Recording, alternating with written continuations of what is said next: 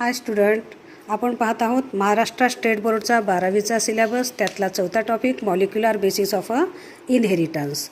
Dear student, आपण पाहिलं inheritance material. Which is the inheritance material? DNA is a inheritance material which can carry the hereditary character from one generation to the next generation. Okay, then how DNA is formed?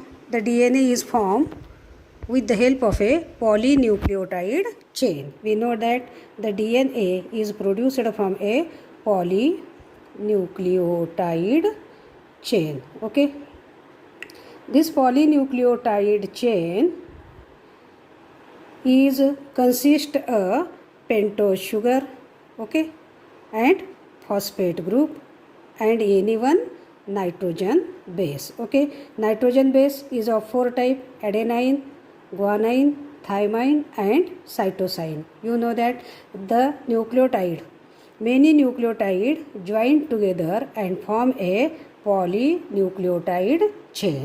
Okay student, we know the DNA is produced from the two strand of a polynucleotide chain. Okay, many nucleotide come together which is called as a polynucleotide and which can form a chain, which can produce a chain, and this is called as a DNA. Okay, we know there the DNA is a double helical structure.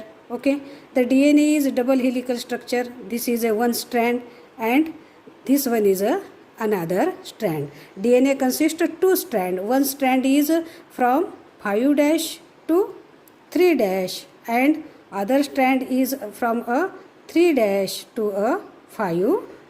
Okay student, and these strand which consist a pentose sugar and a phosphate group and nitrogen base. Okay, the nitrogen base is adenine, guanine, thymine or a cytosine. Okay, here this one is a polynucleotide chain. Okay, this strand, this is one strand and this one is a another strand. Okay, it can consist a here, if here is present a adenine, okay, guanine and thymine and a cytosine. Okay, opposite to adenine there is present a complementary nitrogen base. Adenine is paired with a thymine, guanine paired with a cytosine and thymine again paired with a adenine and cytosine is again paired with a guanine. With the help of a hydrogen bond, there is present a hydrogen bond in between the adenine and thymine. There is present a weak hydrogen bond. Okay, here presented 2 weak hydrogen bond. In guanine and cytosine there is present a 3 weak hydrogen bond. Again in between the thymine and adenine there is presented 2 hydrogen bond, and in between the cytosine and guanine there is again present a 3 weak hydrogen bond. Okay, this is a structure of a DNA. Okay, and today we have studied about the DNA replication. Okay, this is whole structure is a DNA which consists how many strand? 2 strand. This is one strand, this is another strand. Okay, 2 strand is here. Okay, these 2 strand is bind together. Here all here is present a nitrogen bases. Okay, here is present adenine, here present if guanine, here present a thymine. Adenine is paired with a thymine and guanine pair with a cytosine and thymine pair with a adenine. Okay, with the help of a hydrogen bond in between the adenine and thymine there is present a 2 weak hydrogen bond. In between a guanine and cytosine there is present a 3 weak hydrogen bond, and in between the thymine and adenine there is present a 2 weak hydrogen bond. Okay, here also the thymine and this one is a adenine. Here also the adenine, this one is a thymine, so that here also presented 2 hydrogen bond, here also presented 2 hydrogen bond. This is a structure of a DNA. This is run anti-parallel direction. This one is a 3', 5', and this one is a 5' and 3'. Anti-parallel direction means a opposite direction. One strand mouth is here and another strand mouth is a upward direction and one is at a downward direction. This is a structure of a DNA. Okay, today we study about the replication of DNA. Okay, today we know about the replication of a DNA. Okay, student, you know the DNA. What is the DNA? What is the function of a DNA? The main function of the DNA, which can regulate and control all activity of a cell, which can regulate and control all activity. Okay, whose activity? Of cell. It can control all the activity of a cell. Okay, also so that it is called as a unique structure. Why? Because the cell, this one is a cell. Inside a cell there is present a cell organelles. There is present a different cell organelles. Okay, there is present different cell organelles. Okay, these all organelles function, it can regulate and control. Okay, where is present DNA? Inside a nucleus there is present a chromosome, and on the chromosome there is present a DNA. On the chromosome there is present a genetic material, and this genetic material is a DNA. Okay, then main function of the DNA is, which is control all activity of a cell. सेलच्या सगळ्या activity control करण्याचं काम या ठिकाणी कोण करत असतं? DNA करत असतं. Okay, again it can control the synthesis of a other molecule of a cell. सेलमधले अदर मॉलिक्यूल तयार होणे जे आहे त्याला कंट्रोलसुद्धा कोण करतं? DNA करतं. Okay, so that here DNA replication is also duplicate it self. या ठिकाणी DNA काय करतो की जेव्हा हा सेल एका पेशीचे दोन पेशी होतात, मायटोसिस होत असताना त्यावेळेला प्रत्येक ऑर्गॅनेल्स, प्रत्येक अंगक या ठिकाणी काय होतात? डुप्लिकेट होतात, दोन दोन होतात. एकाचे काय होतात? दोन दोन होतात. आणि त्याच पद्धतीनं DNAला सुद्धा काय व्हावं लागतं? एकाचे दोन व्हावं लागतं. ओके, पेशीमध्ये अनेक सेल ऑर्गॅनेल्स आहेत. मी तुम्हाला पूर्वी पण सांगितलं, मायटोकॉन्ड्रियाचं फंक्शन वेगळं, गॉल्गी बॉडीचं फंक्शन वेगळं. ओके, प्रत्येक सेल ऑर्गॅनेलचं कार्य या ठिकाणी पेशीचं कसं आहे? वेगळं वेगळं आहे. आता या ठिकाणी प्रत्येक पेशीचे सेल ऑर्गॅनेल्स, अवयव या ठिकाणी अंगके तयार झालेली आहेत. त्याचसोबत अजून कोणता अंगक तयार होणार आहे? त्या ठिकाणी DNA सुद्धा या ठिकाणी काय होणार आहे? डुप्लिकेट. दोन या ठिकाणी एका DNAचे दोन DNA होणार आहेत, कारण एका सेलमधले दुसऱ्या सेलमध्ये या ठिकाणी दोन सेल तयार झाल्यानंतर तिथंसुद्धा काय गरजेचं आहे? DNA आवश्यक आहे. का DNA आवश्यक आहे? त्या ठिकाणी DNAची आवश्यकता का आहे? Because it is a carrier of a genetic information. हा काय आहे? कॅरियर आहे. कशाचा? काय कॅरी करतो? Genetic information. या ठिकाणी जेनेटिक माहिती तो काय करत असतो? कॅरी करत असतो. म्हणून या ठिकाणी पेशीचं विभाजन होत असताना काय होणं गरजेचं आहे? या ठिकाणी डुप्लिकेशन होणं या ठिकाणी गरजेचं आहे. ओके, फंक्शन लक्षात आले DNAचे पुन्हा दोन इम्पॉर्टंट या ठिकाणी फंक्शन आहेत. एक फंक्शन आहे हेट्रोकॅटॅलायटिक फंक्शन. एक फंक्शन काय आहे? Heterocatalytic function. आता heterocatalytic function means here DNA which can direct the synthesis of chemical molecule other than itself. हा DNA स्वतः काम करत नाही. काय करतो? डायरेक्ट करतो. काम करा, डायरेक्शन देतो, मार्गदर्शन या ठिकाणी करतो. स्वतः या ठिकाणी काम करत नाही, तर दुसऱ्यांना काय करतो?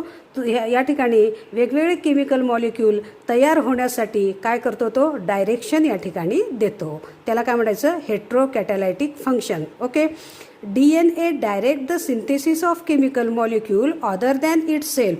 स्वतः DNA या ठिकाणी केमिकल तयार करत नाही, तर काय करतो? फक्त तो या ठिकाणी डायरेक्शन, या ठिकाणी मार्गदर्शन देण्याचं काम या ठिकाणी करतो. कोण? DNA. म्हणून त्याला काय म्हणतात? हेट्रोकॅटॅलायटिक फंक्शन. ओके, एक्झाम्पल काय असेल? Synthesis of A protein. आपल्या बॉडीमध्ये जे काही प्रोटीन तयार होतं ते प्रोटीन, सिंथेसिस ऑफ प्रोटीन.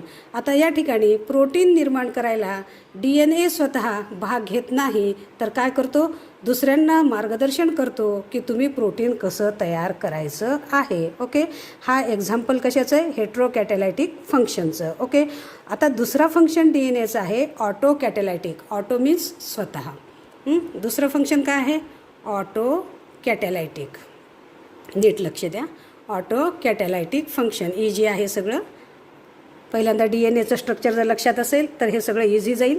आता autocatalytic function means here DNA direct the synthesis of DNA itself. आता हा DNA काय करतो, स्वतःला या ठिकाणी मार्गदर्शन करतो. कशासाठी, DNAच्या निर्मितीसाठी. काय तयार करायला लागलेलं आहे, DNAचं सिंथेसिस.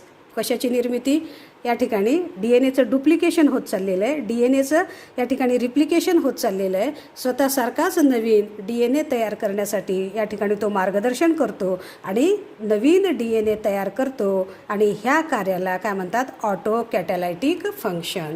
ह्याला काय म्हणायचं, ऑटो कॅटॅलायटिक फंक्शन. तो फंक्शन कसं आहे, इट सेल्फ, स्वतः या ठिकाणी काय करतो, डायरेक्ट करतो आणि स्वतः या ठिकाणी नवीन DNA तयार करतं. आणि हे नवीन DNA जो तयार होतो त्या नवीन तयार होणाऱ्या DNAला, त्या क्रियेला काय म्हणतात, रिप्लिकेशन. ओके, त्या क्रियेला या ठिकाणी म्हटलं जातं रिप्लिकेशन.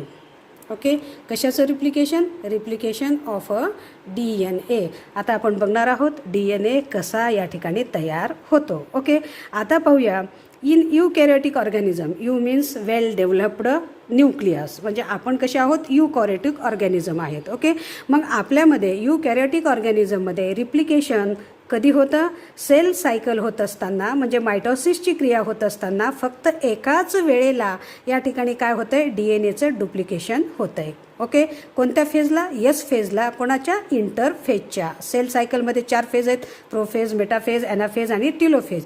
टिलोफेजच्या शेवटी पुन्हा काय येतो, इंटरफेज येतो.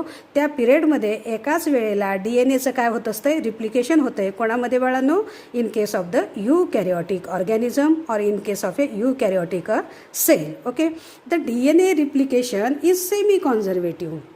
आता जे DNAचं रिप्लिकेशन होत चाललेलं आहे तो कसा आहे, सेमी कॉन्झर्वेटिव्ह. आता सेमी कॉन्झर्वेटिव्ह म्हणजे काय, आता या ठिकाणी सेमी म्हणजे हाफ, अर्धा. ओके, कॉन्झर्वेटिव्ह म्हणजे या ठिकाणी कॉन्झर्व करून ठेवलेलं, या ठिकाणी सुरक्षित, संरक्षण करून ठेवलेलं असं काय आहे, त्याला म्हणतात सेमी. अर्ध या ठिकाणी काय केलं जातं, नवीन DNAमध्ये अर्धा भाग ओल्ड राहतो आणि अर्धा भाग कसा राहतो, न्यू.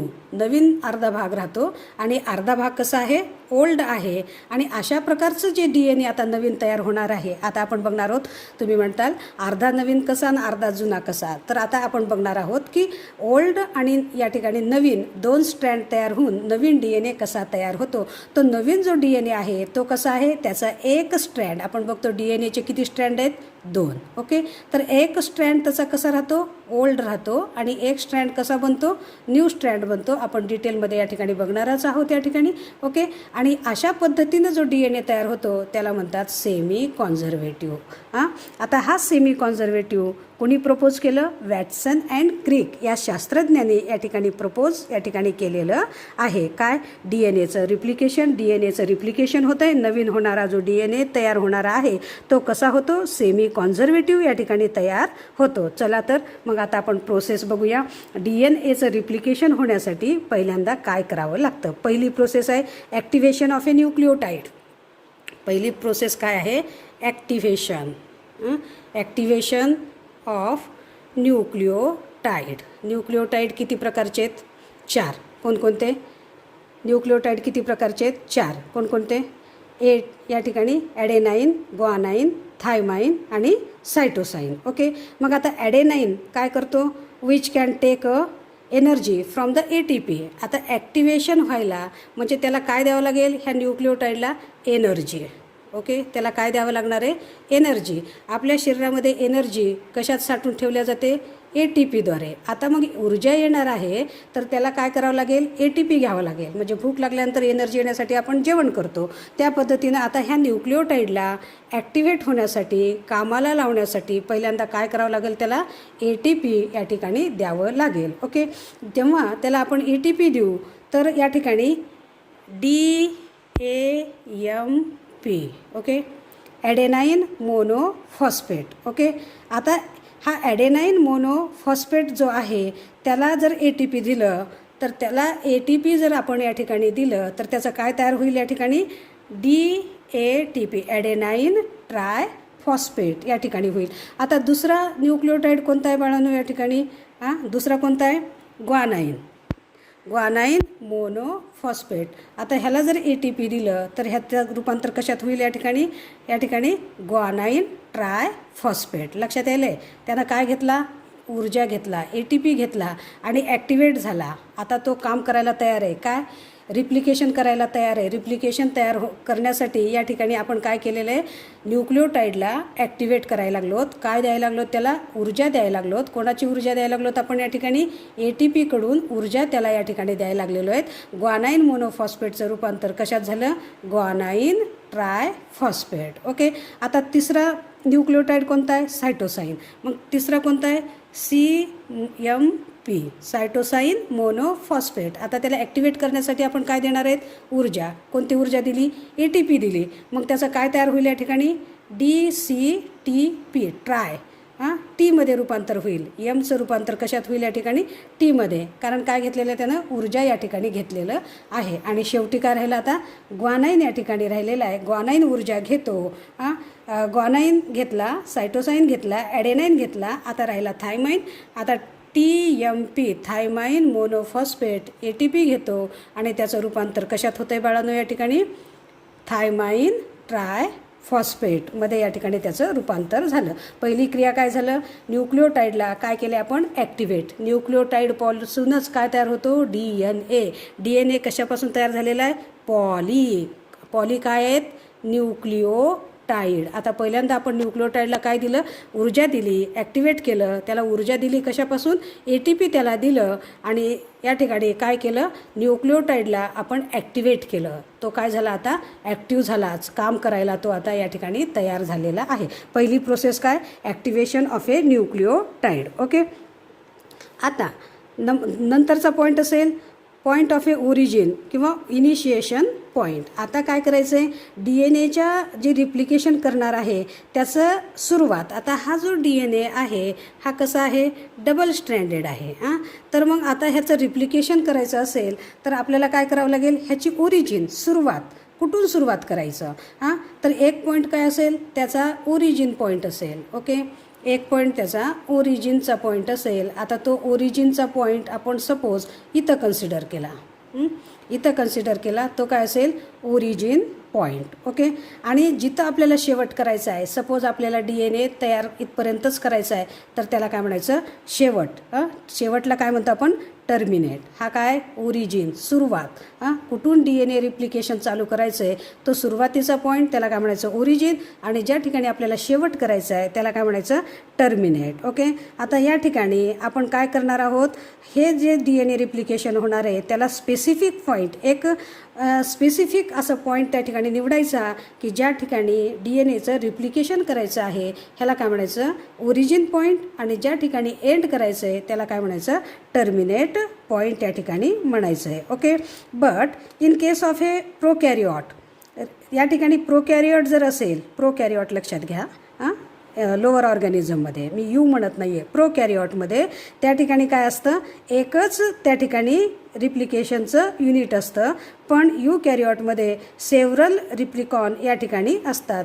अनेक ठिकाणी रिप्लिकेशन आपण युकॅरिओटमध्ये या ठिकाणी करू शकतो. ओके, आता या ठिकाणी लक्षात आलं की आपण काय केलेलं आहे, पॉईंट ऑफ ओरिजिन, ओरिजिनची सुरुवात जिथं आहे त्याला O म्हटलेलं आहे आणि जिथं टर्मिनेट करायचं आहे त्याला काय म्हटलेलं आहे, टी पॉईंट असं या ठिकाणी म्हटलेलं आहे. ओके बाळांनो, आता हा DNA ओरिजिन पॉईंट. आता तुम्ही हा DNA जो ओरिजिन पॉईंट बघितलेला आहे, आता हा DNA आहे. आता ह्याचा जो ओरिजिन पॉईंट आहे, हा ओरिजिन, आता इथं तुम्हाला माहिती आहे हायड्रोजन बॉन्ड बांधलेले आहेत. आता पहिल्यांदा आता काय करावं लागेल, breaking of a hydrogen bond. आता पहिल्यांदा ज्या ठिकाणी ओरिजिन आहे, त्या ओरिजिन जिथं आहे त्याला काय करावं लागेल, हेलिक्स जे आहे. आता हा जो आहे, आता आपण बघितलं होतं की ह्यांच्यामध्ये काय आहे, तिथं हायड्रोजन बॉन्ड आहेत. आपण बघितलं होतं मध्ये शिड्या कशाच्या आहेत, हायड्रोजन बॉन्ड आहेत. आता हे हायड्रोजन बॉन्ड आपल्याला काय करायचे आहेत, तोडायचे आहेत. कारण हे दोन्ही स्ट्रँड आपल्याला काय करायचे आहेत, अनवाइंडिंग. हा जो गुंडाळा आहे, हा गुंडाळा आपल्याला काय करायचा आहे, काढून टाकायचा आहे. म्हणून पहिल्यांदा आपल्याला ह्यातले हायड्रोजन बॉन्ड जर काढले तर मग हा गुंडाळा काय होईल, निघेल. या पद्धतीनं हा गुंडाळा या ठिकाणी निघेल. ओके, आता हा गुंडाळा या पद्धतीनं आपल्याला काय करायचं आहे, काढून टाकायचा आहे. आता हा गुंडाळा दोन स्ट्रँडमधला आपण काय केलेला आहे, वेगळा केलेला आहे. त्यांच्यामध्ये जे हायड्रोजन बॉन्ड होते, हे हायड्रोजन बॉन्ड आपल्याला काय करायचे, तोडून टाकायचे आहेत. कारण अनवाइंडिंग करायचं आहे, गुंडाळा काढून टाकायचा आहे.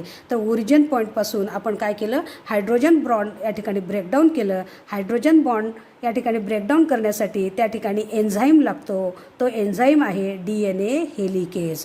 The DNA helicase which can break down the hydrogen bond in between a nitrogen base. Nitrogen बेसमध्ये जे काही हायड्रोजन बॉन्ड होते, ते हायड्रोजन बॉन्ड या ठिकाणी तोडल्या गेले. कशामुळं, due to presence of a enzyme. Which enzyme, DNA helicase enzyme. आता DNA हेलिकेज एन्झाईम या ठिकाणी काय झाला, त्या हायड्रोजन बॉन्ड या ठिकाणी तोडला आणि त्याच्यामुळं आता हे दोन्ही स्ट्रँड काय झाले, या ठिकाणी वेगळे झालेले आहेत.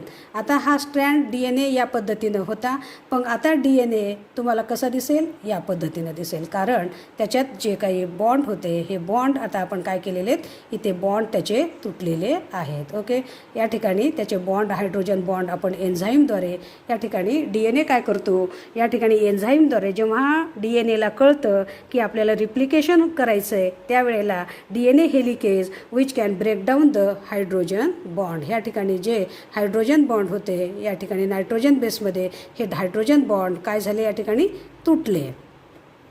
हायड्रोजन बॉन्ड या ठिकाणी ब्रेकडाऊन झाले एन्झाईमद्वारे आणि दोन्ही फॉर्क या ठिकाणी काय झाले, वेगळे वेगळे या ठिकाणी फॉर्क झालेले आहेत. एक फॉर्क या पद्धतीनं झाला आणि दुसरा फॉर्क या ठिकाणी या पद्धतीनं, या ठिकाणी दोन फॉर्क वेगळे वेगळे झालेले आहेत. ओके, लक्षात यायले. आता थोडंसं नीट बघा. हा DNA,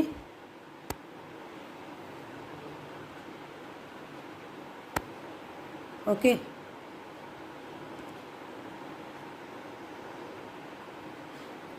हे दोन फॉर्क या ठिकाणी काय झालेले आहेत, वेगळे या ठिकाणी झालेले आहेत. लक्षात यायला लागलेले.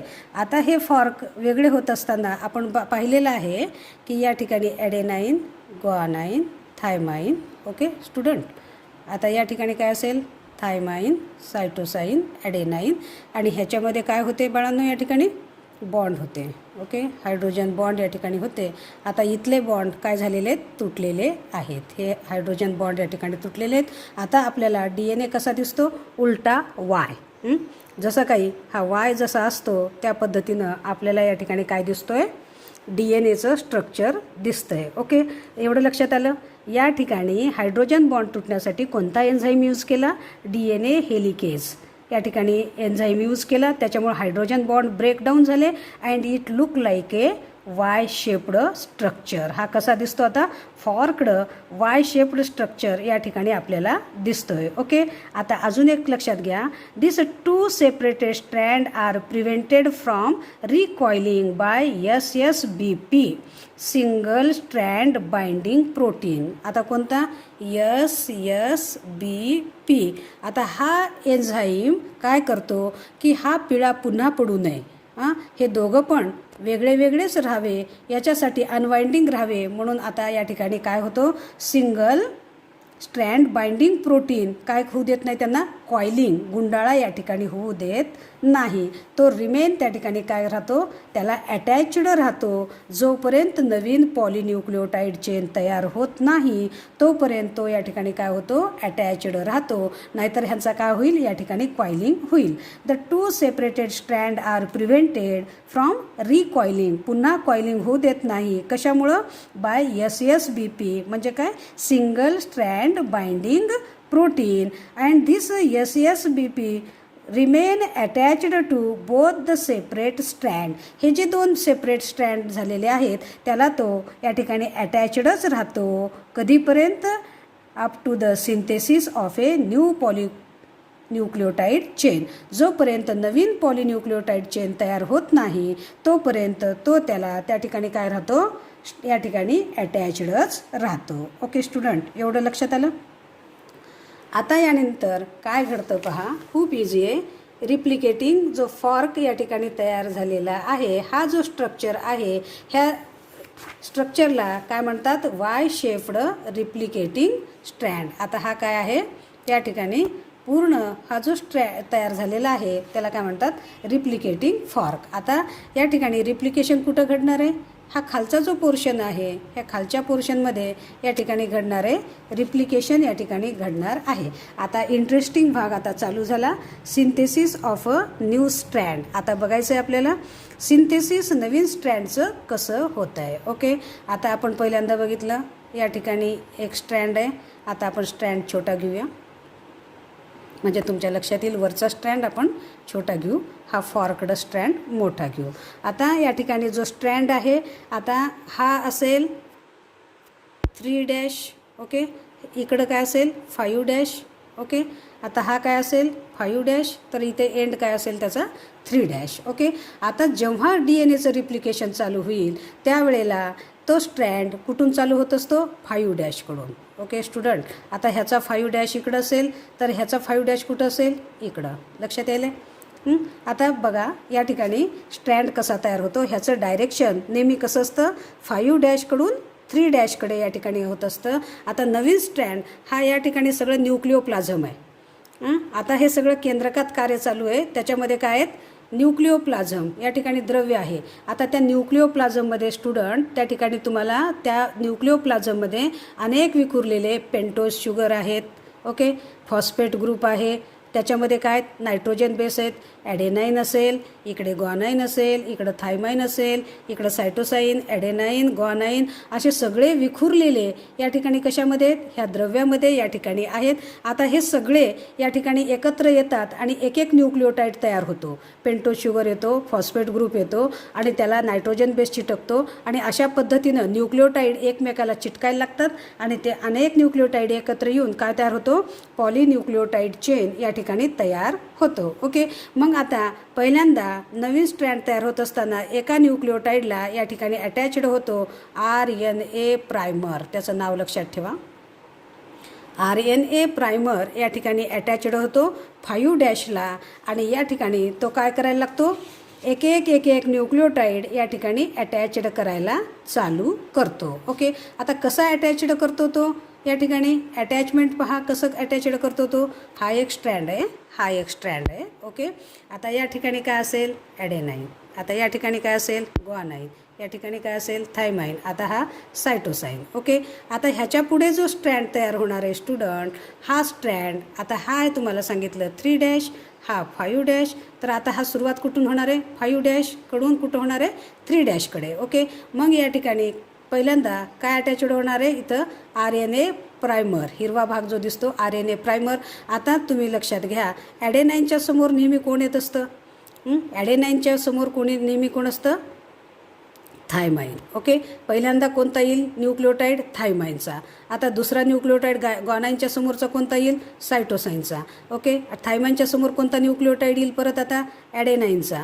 आता सायटोसाईनच्या समोर कोणता न्यूक्लियोटाईड येईल आता या ठिकाणी, ग्वानाईनचा. अशा प्रकारे एक एक न्यूक्लियोटाईड या ठिकाणी काय होतात, यायला चालू होतात. ओके, RNA प्रायमर पहिल्यांदा त्या ठिकाणी जॉईंट होतो आणि त्या ठिकाणी जॉईंट झाल्यानंतर काय होतं आहे, या ठिकाणी RNA प्रायमर जॉईंट झाल्यानंतर एक एक एक एक एक एक त्या ठिकाणी न्यूक्लिओटाईड काय होतात, जॉईंट होतात आणि त्याच्यापासून काय तयार होतो, या ठिकाणी पॉलीन्यूक्लिओटाईड चेन या ठिकाणी तयार झालेला आहे. एक एक न्यूक्लिओटाईड या ठिकाणी येतात आणि त्याच्यामध्ये काय होतं, हायड्रोजन बॉन्ड या ठिकाणी बांधल्या जातात आणि अशा पद्धतीनं या ठिकाणी काय होतो, नवीन स्ट्रँड या ठिकाणी तयार झाला. हा ओल्ड स्ट्रँड, हे पॅरेंट्सचा स्ट्रँड आहे आणि आता इथं काय झाला, नवीन स्ट्रँड तयार झाला. ओके, आता हा जो स्ट्रँड आहे ह्या स्ट्रँडला म्हणतात लीडिंग या ठिकाणी टिम्पलेट. टिम्पलेट म्हणजे या ठिकाणी तो काय करणार आहे, दाखवणार आहे की कोणता न्यूक्लिओटाईड आणायचा आहे,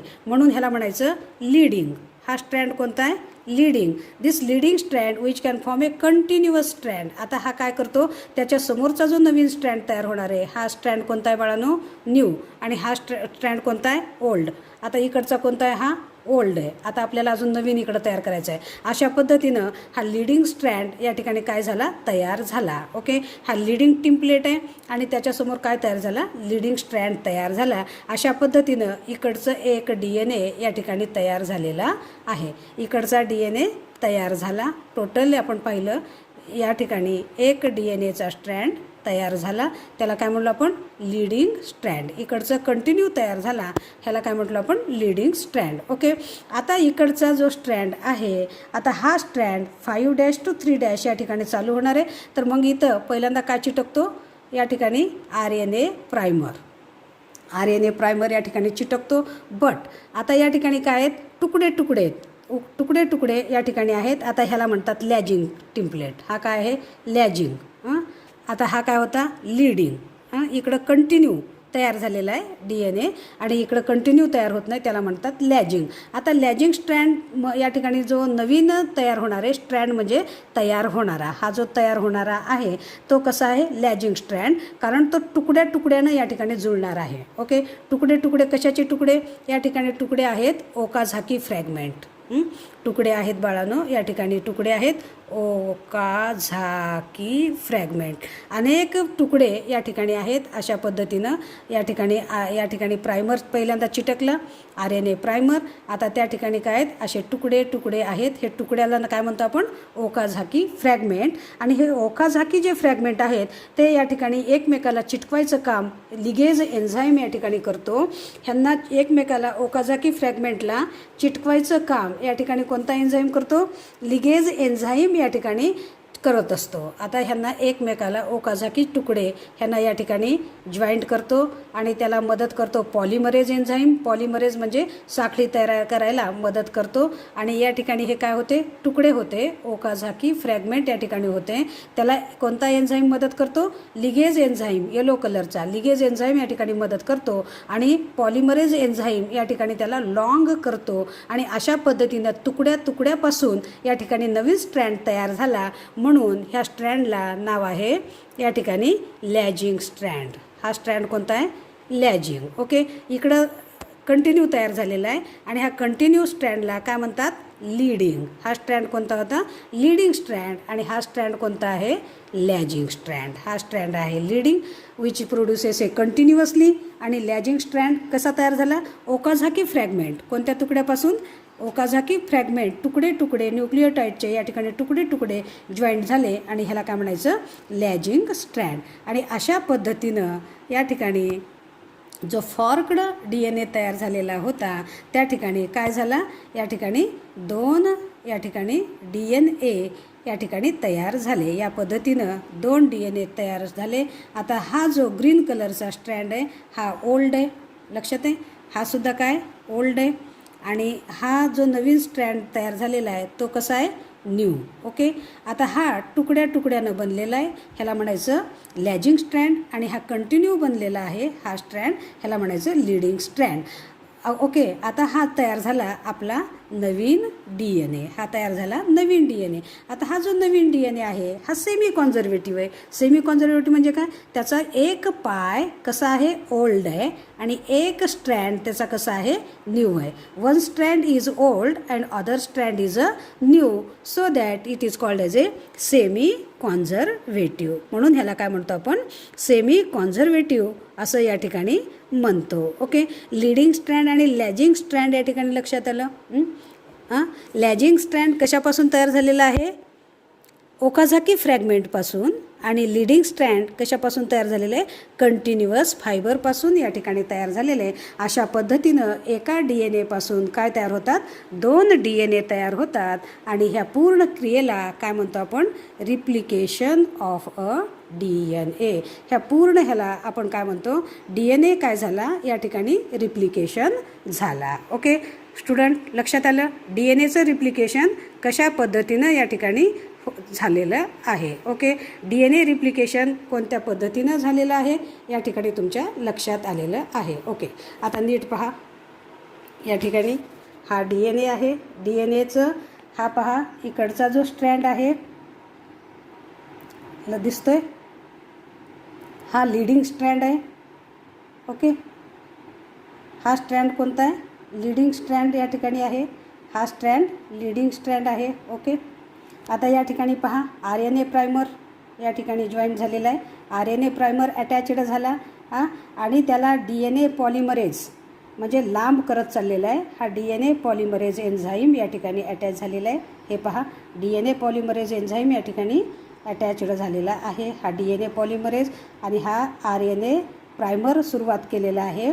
या ठिकाणी पहा 5' ह्याची सुरुवात आहे. तुम्हाला दिसतंय?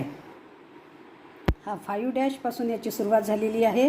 RNA प्रायमर या ठिकाणी अटॅच झालेला आहे आणि हा या ठिकाणी वरती चाललेला आहे 3' लक्षात दिसायला आहे. 3' चाललेला आहे. कोणता एन्झाईम चिटकवतोय त्याला? DNA पॉलिमरेज एन्झाईम या ठिकाणी काय करतोय? लॉंग करतोय. हे पॉलिन्यूक्लियोटाइड चेन या ठिकाणी लॉंग करायचं काम चालू आहे. ह्याला म्हणतात लीडिंग स्ट्रँड. ओके, लक्षात यायला आहे? हा लीडिंग स्ट्रँड या ठिकाणी आहे. पहिल्यांदा अटॅच झाला कोण? RNA प्रायमर या ठिकाणी अटॅचड झालेला आहे आणि तो या ठिकाणी नवीन स्ट्रँड तयार केलेला आहे आणि ह्याच्यामध्ये या ठिकाणी हायड्रोजन बॉन्ड काय झालेले आहेत? बांधल्या गेलेले आहेत. DNAचं हे काय आहे? रिप्लिकेशन आहे. ओके, हा लीडिंग स्ट्रँड स्टुडंट लक्षात यायला लागलेलं आहे. नीट लक्षात घ्या. लीडिंग स्ट्रँड तयार होत असताना DNA synthesized in 5' to 3' direction. कोणत्या डायरेक्शननं चालू होतो? 5' to 3'. ओके, आता या ठिकाणी लीडिंग स्ट्रँड जो आहे कंटिन्युअस आहे आणि लॅजिंग स्ट्रँड हे पहा. हा लॅजिंग स्ट्रँड कसा तयार होतो? डिसकंटिन्युअस. कारण तो कशानं तयार झालेला आहे? या ठिकाणी ओकाझाकी फ्रॅगमेंटपासून या ठिकाणी तयार झालेला आहे. ओके स्टुडंट, आता पहा दिसतोय?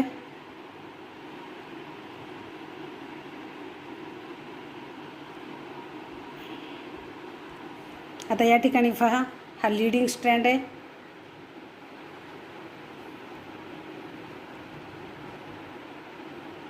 आता हा लॅजिंग स्ट्रँड दिसतोय.